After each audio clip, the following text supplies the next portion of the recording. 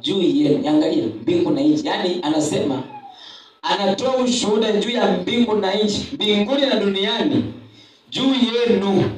Mtakayochagua leo hii, mbingu inashuhudia, nchi inashuhudia. Mtakayochagua, mbingu inashuhudia. Ukichagua uzima, mbingu inashuhudia na nchi inashuhudia.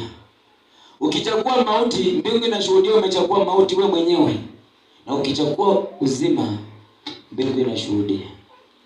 Ukichagua baraka, mbingu inashuhudia. Ukichagua laana, mbingu inashuhudia. So Musa anawaambia, ninasimama mbele yenu, juu yenu leo hii, mbingu ishuhudie na nchi ishuhudie ya kwamba kuna vitu viko mbele yenu, baraka na laana, uzima na mauti.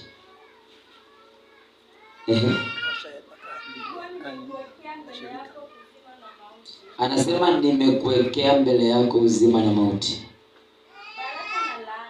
baraka na laana.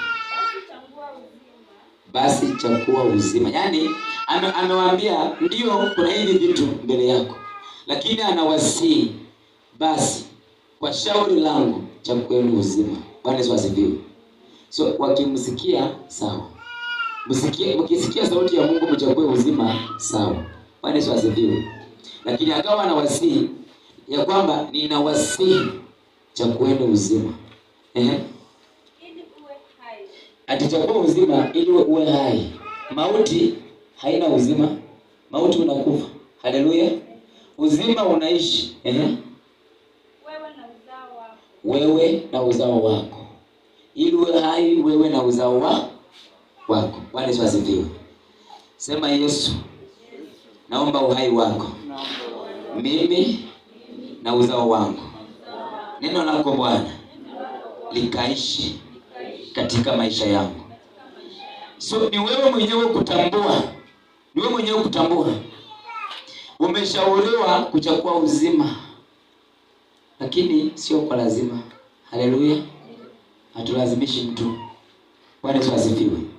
Lakini Yesu alisema ya kwamba wakati ambao kila kiumbe kitasikia injili, kila kiumbe kitasikia injili, huo ndio wakati itarudi. Haleluya. So Yesu atarudi kwa sababu kuna mtu mahali, kuna kiumbe mahali bado hakijasikia injili. Haleluya.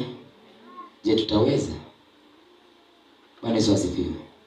Tutaweza?